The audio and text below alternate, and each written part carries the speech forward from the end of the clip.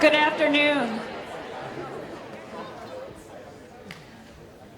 My name is Lisa Dutton. I'm the Dean of the College of Health Professions, and on behalf of the faculty and staff, it's my distinct honor to welcome you to the 2023 College of Health Professions White Coat ceremony. To family, friends, and all those joining us today, both in person as well as virtually, my warmest welcome.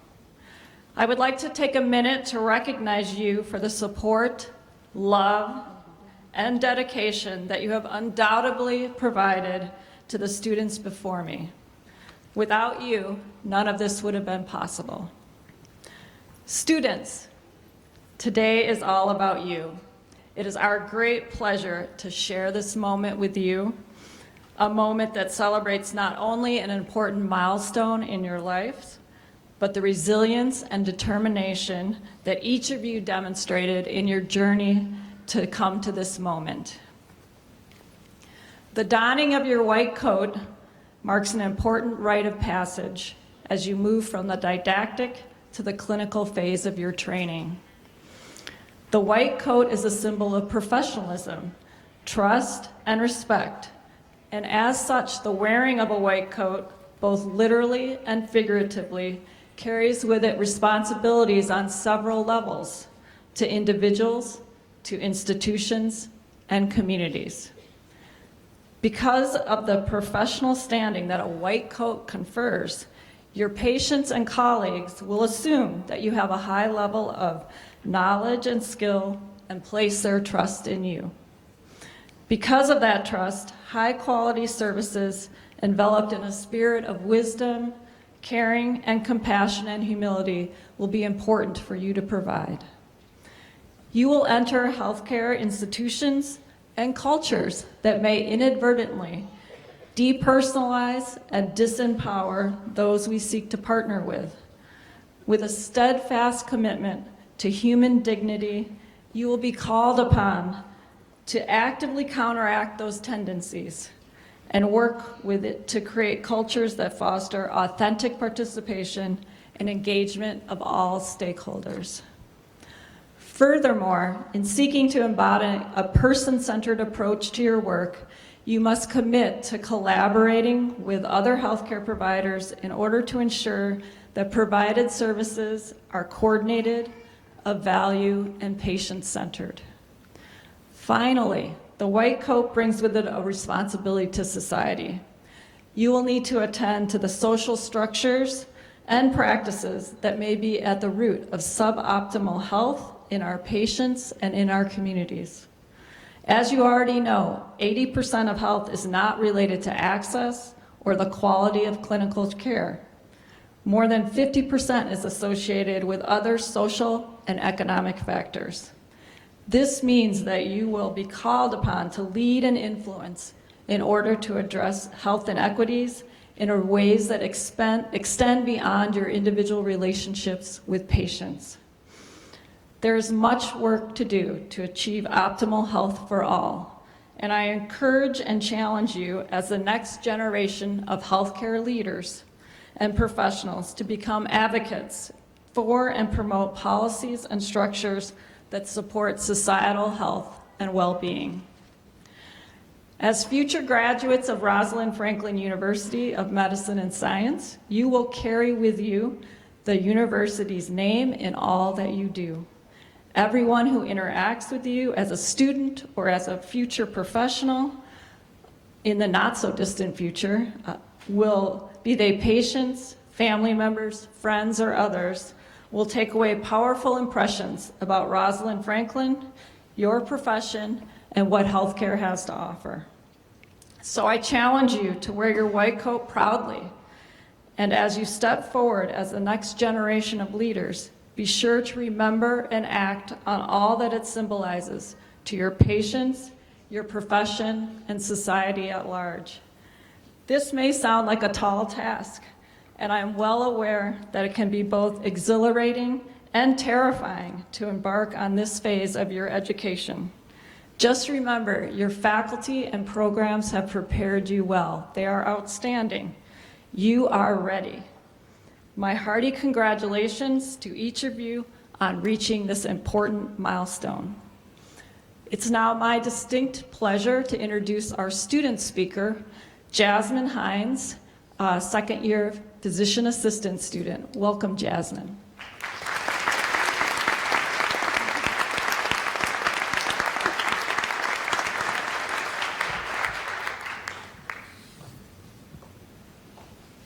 Congratulations.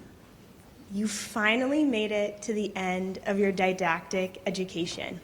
The 8 to 5 days of classes, studying all weekend long, or balancing constant assessments, lectures, and working is over.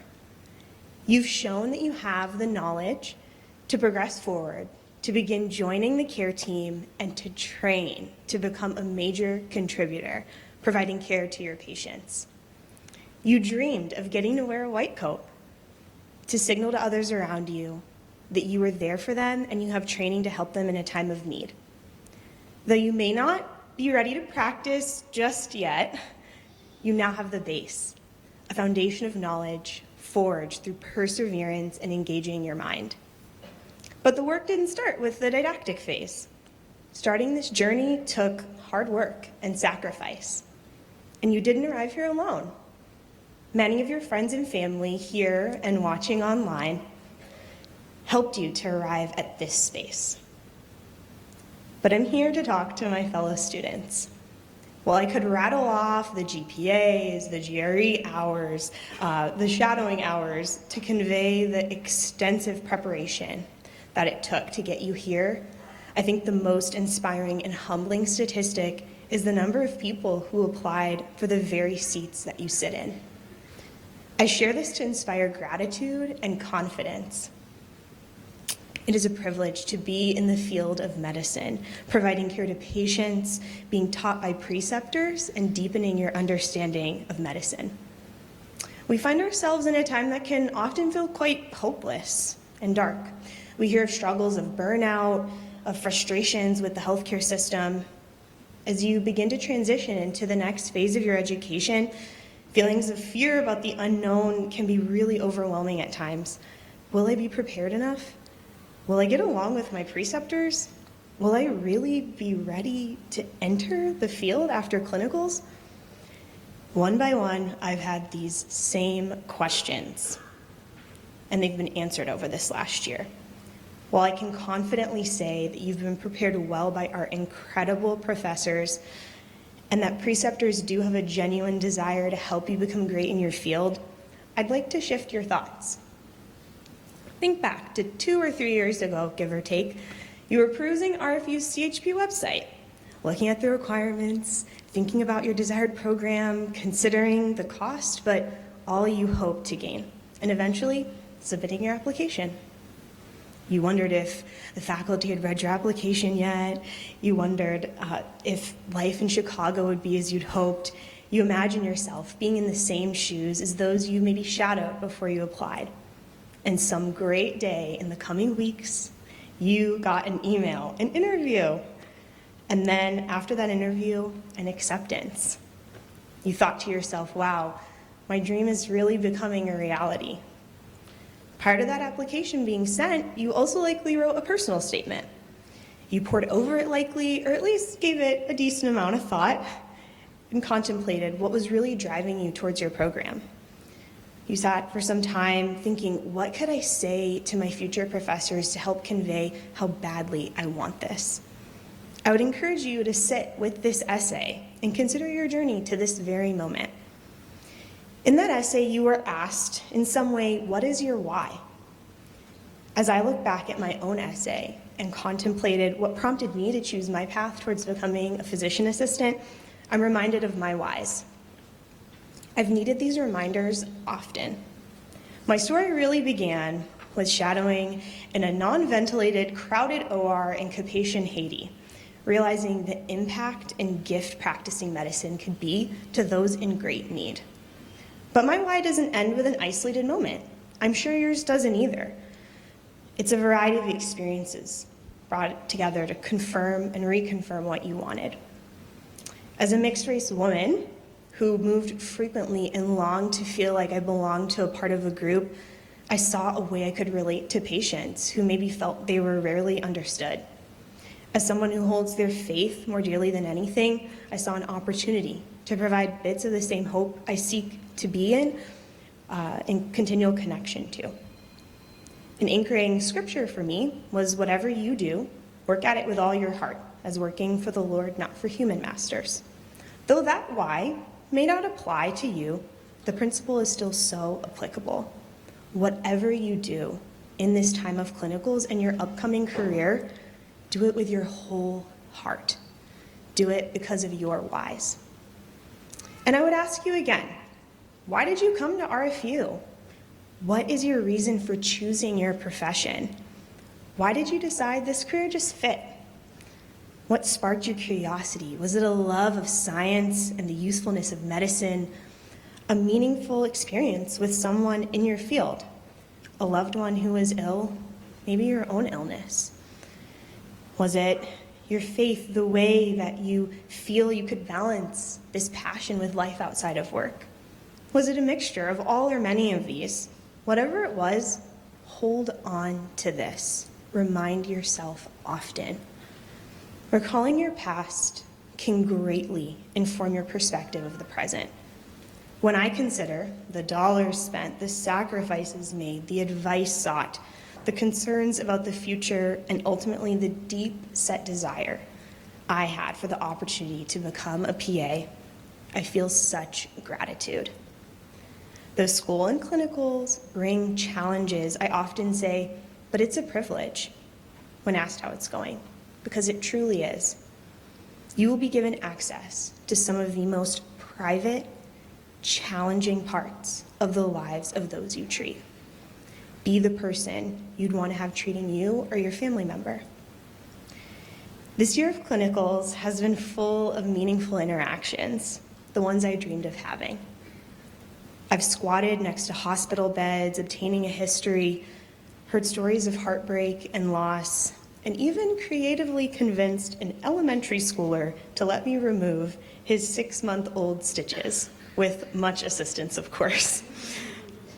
I spent long hours in the operating room wondering if I'd ever really used the muscles in my back before, and then seen that same patient that we operated on walking around unassisted on the unit, healing and doing well. I was challenged to pay closer attention to my work and embrace that doing a career in medicine well means lifelong learning. I've met preceptors who invested in me and who I hope to make proud. I want to imitate their compassion, their devotion to excellence, their team-oriented approach inside and outside of the exam room. I've had calls with faculty members as I needed help or reassurance along the way.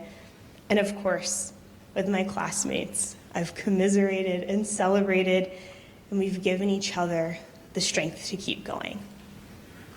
Well, I could go on and on about keeping perspective. If you're anything like me, you love a few good practicals. Here are a few things to consider. You will never be a student with this particular staff and treating these particular patients ever again. Take advantage of the opportunity to learn and truly be a student of your preceptors and the entire care team. Be willing to try new things and see yourself as a member of the team. Ask pertinent, clarifying questions. When you get corrected, and you will get corrected often, listen intently and thank whoever took the time to teach you. Correction leads to growth. Do not hesitate to utilize your resources. You are still a student. Attitude is everything. Show genuine interest in not only the disease processes you encounter, but the staff and the patients you'll meet along the way. Medicine is not an easy field. The human body is the most wondrous, incredible mystery.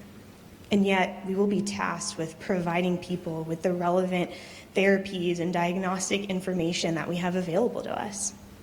People are complex. They express the gamut of emotions, often getting caught up in their own experiences or world. Some days will be longer than others, and some will make you feel so honored that you get to be in this field. As you look back, it's clear you've come so far already.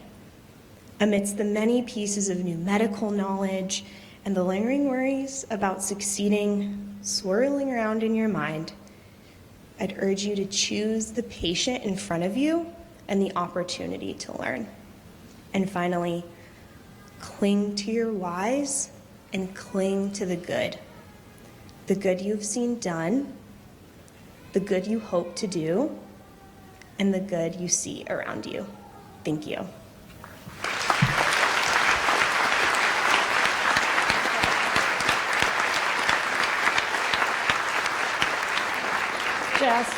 Jasmine, could you come up for a minute? We'd like to take a moment for a little special presentation. So Jasmine actually missed her white coat ceremony last year. So since she will be making another transition, we will be presenting her with a long white coat. In our profession, this means that you are now a full-fledged clinician. So if you can step over the stage.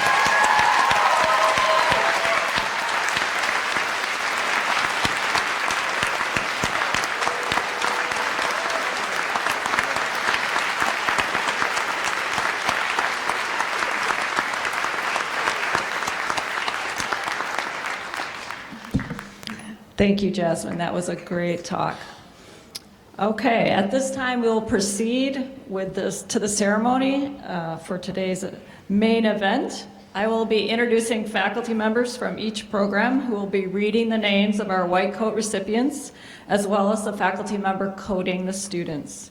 Students, you will be dismissed by row to come to the edge of the stage. When your name is called, simply come to the center stage, hand your white coat to the faculty member, who will then place the white coat on you for the first official time. Then you can continue to walk across the stage and exit on the other side. To begin this portion of the ceremony, I'm happy to introduce the Master of Science in Pathologist Assistant Program. Professor Elizabeth Betton will be reading the names of our honorees, and Mary Mattis, Department Chair, will be coding the students.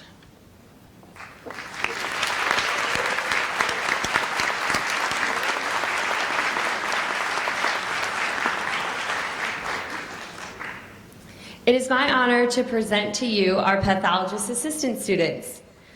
Ashley Demore.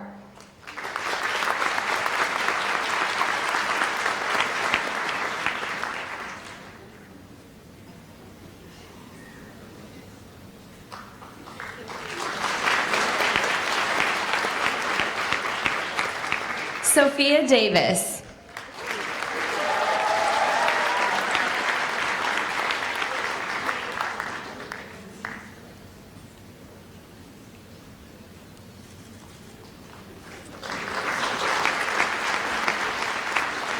Lucas Denton.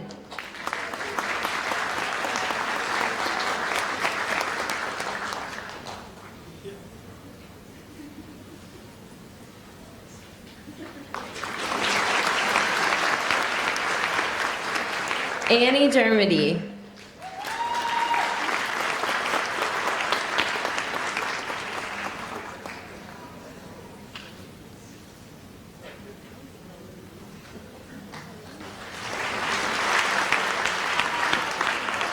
Alicia Glass.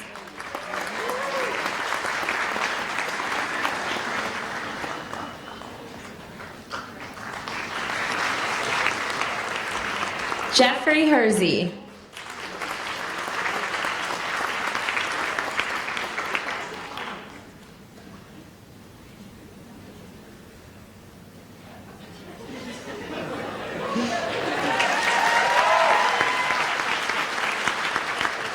Casey Kanya.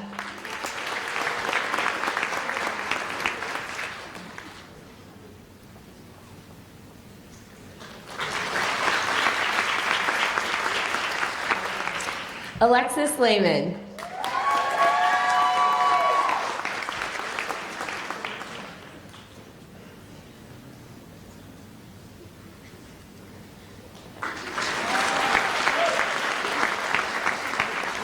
Michaela Luya.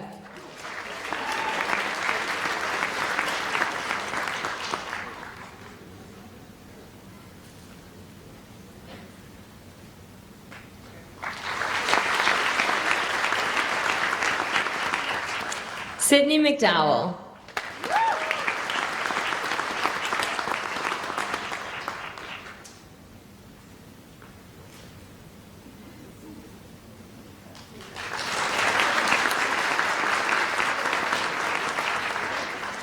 Rachel McKay.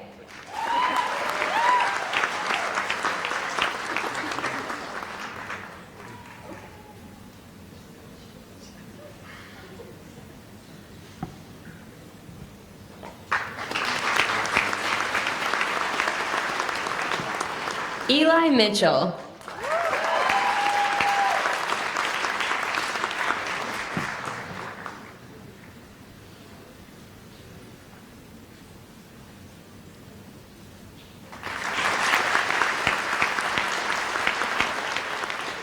Alex Novak.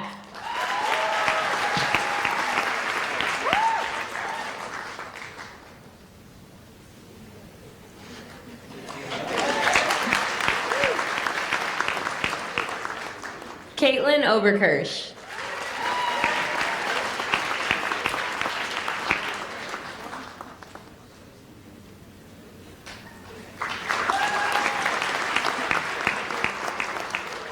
Kelly Pokrawiecki.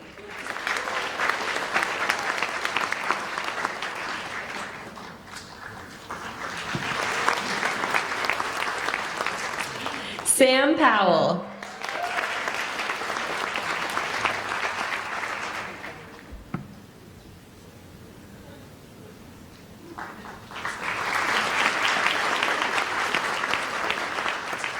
Isabel Praska.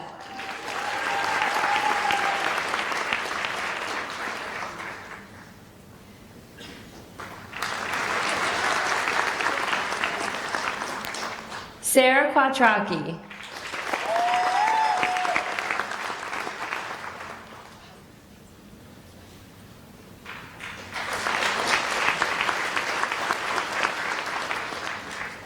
Claire Riley.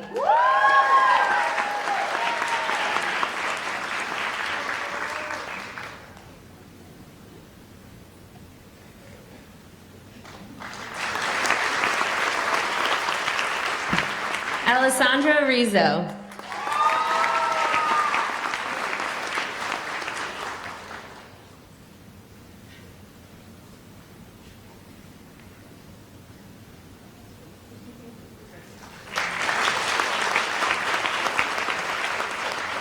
Jasmine Seo.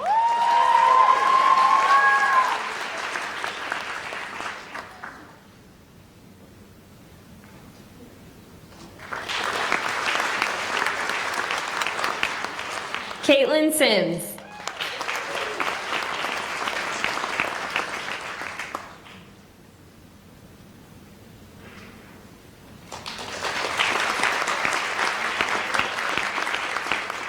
Patricia Tripp.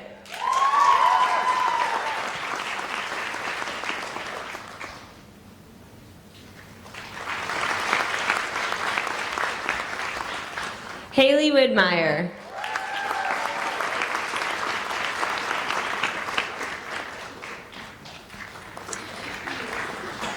Brian Williams.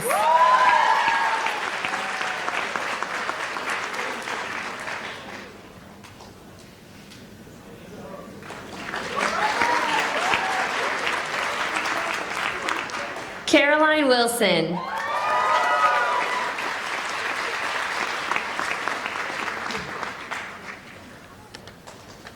Lacey Whiff.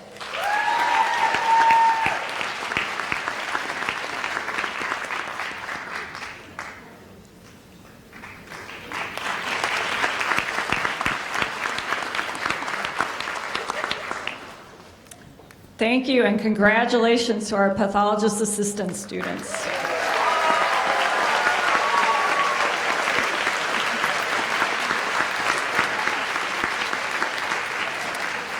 At this time, I'm happy to introduce our Master of Science and Physician Assistant Studies program. Professor Christine Burgess will be reading the names of our honorees, and Professor Jason Radke, Department Chair, will be coding the students.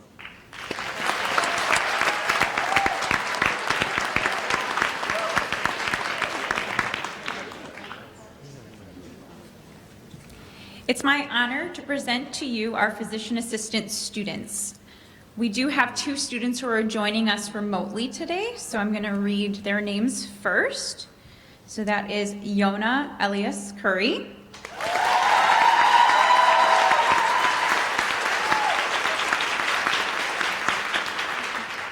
and Christian Monike.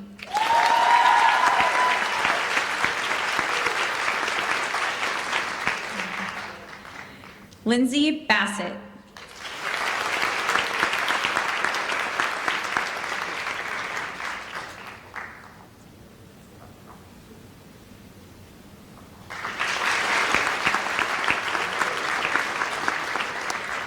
Georgiana Biggs.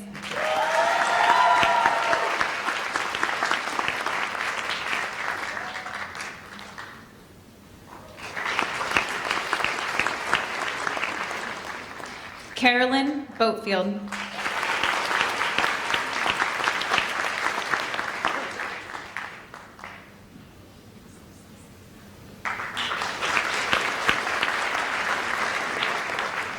Thibaut Bordeaux.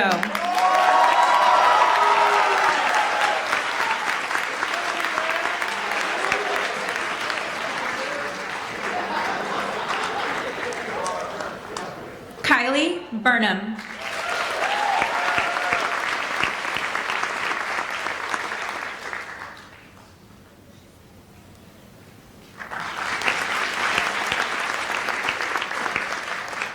Jacqueline Calderon.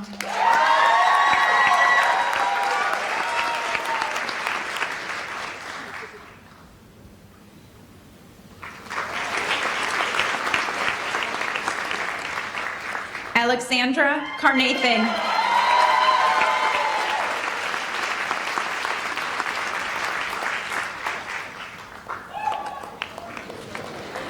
Olivia Casimir.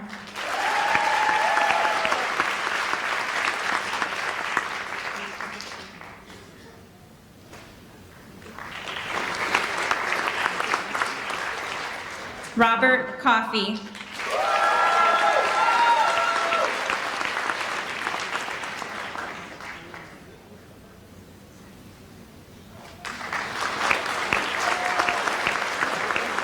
Michael Cowie.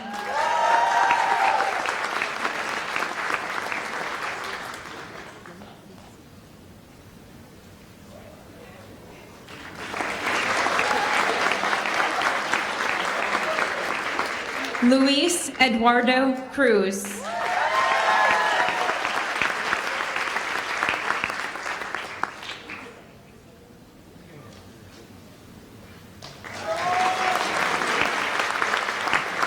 Hala Fahim.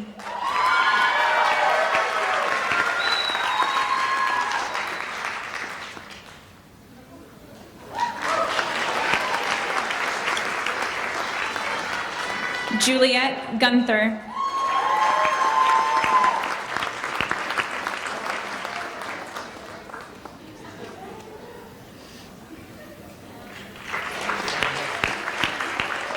Amber Haas.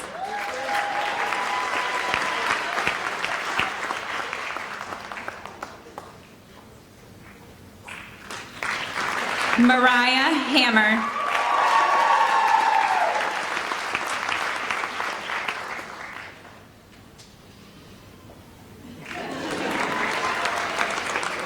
Krista Hollins.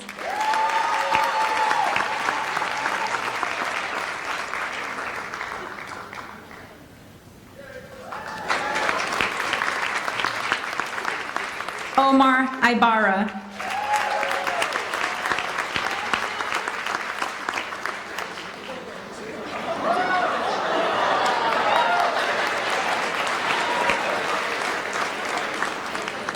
Maham Ijaz.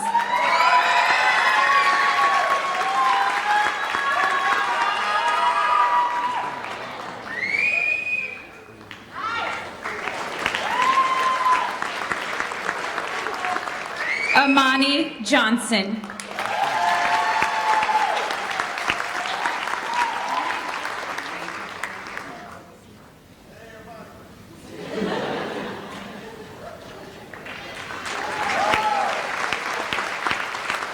Vendela Johnson.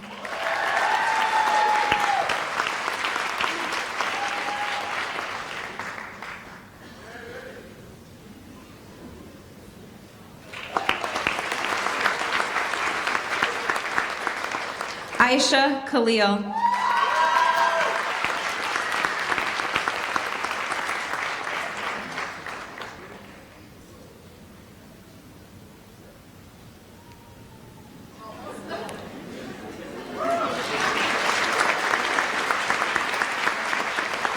Sposmai Khan.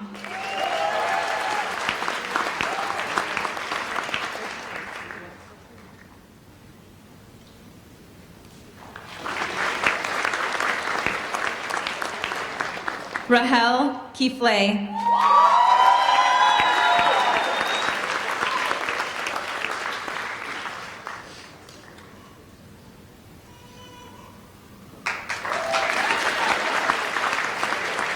Derek Kim.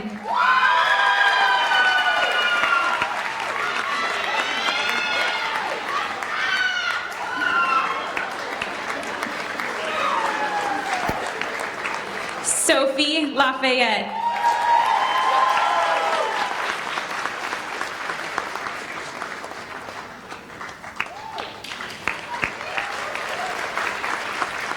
Christine Leafat.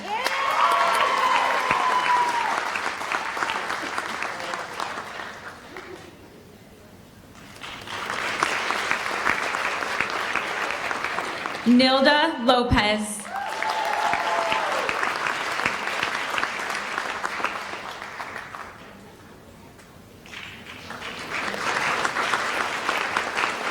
Elias Martinez.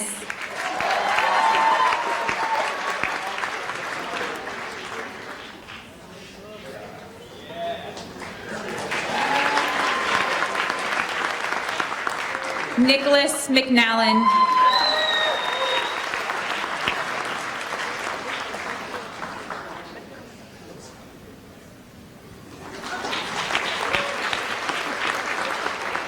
Victoria Moros.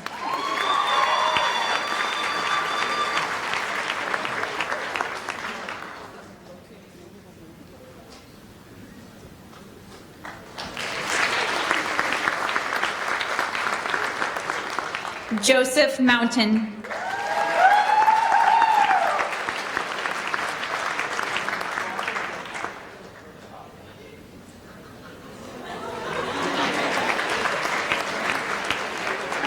Jesus Munoz.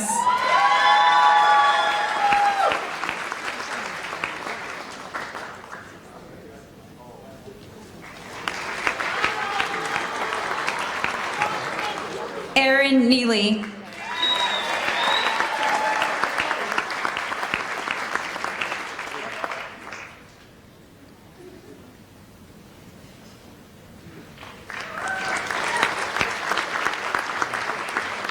Wajdi Neshawat.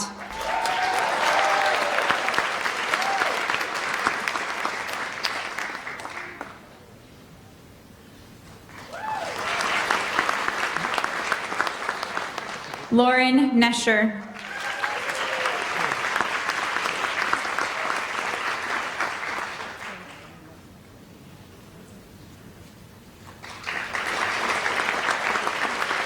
Aaliyah O'Connell.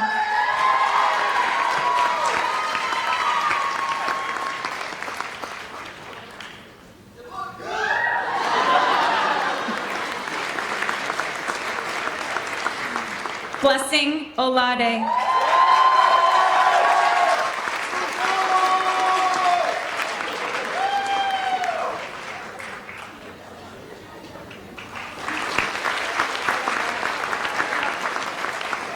Mario Ortiz.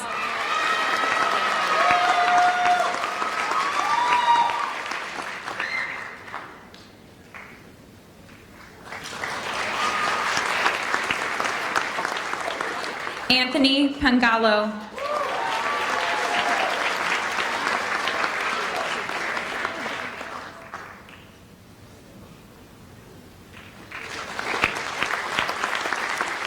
Karina Patrick.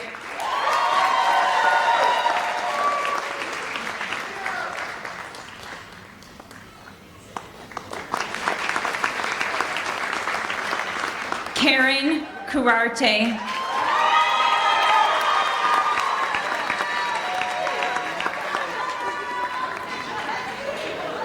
Nina Rivera.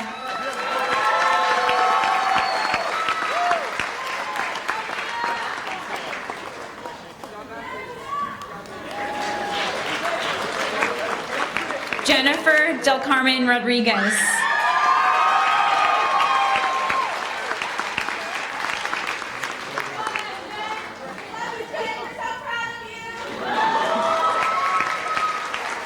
Jesus Rodriguez.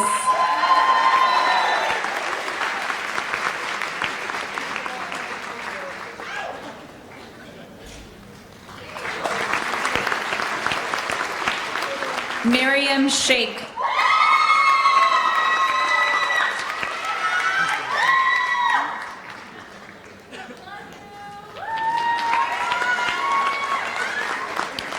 Farheen Shathwala.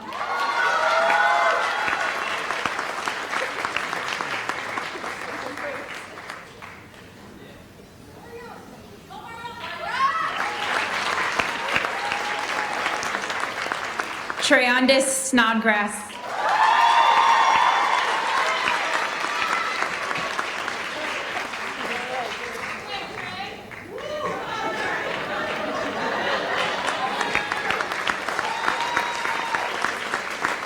Caleb Schneider.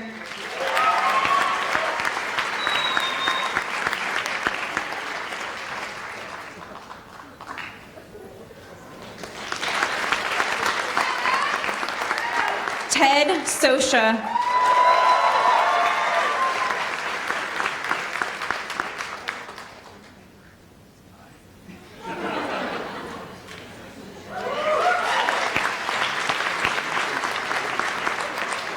David Sodi.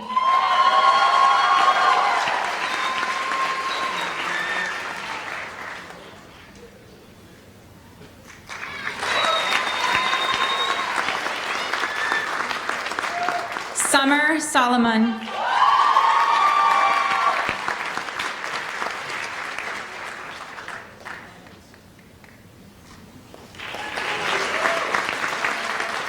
Abigail Christine Usita.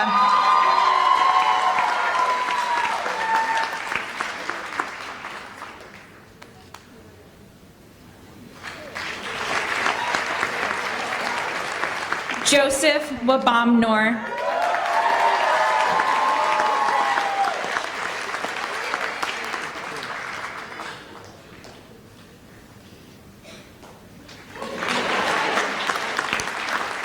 Emily Wang.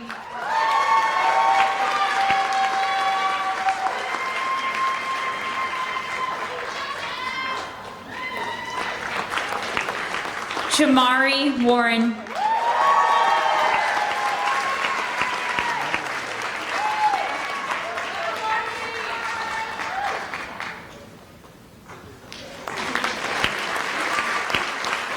Virginia Watson.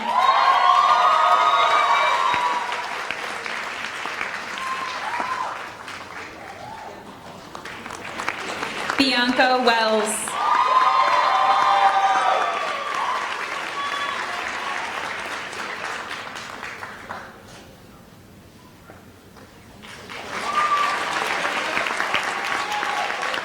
Sabrina Wong.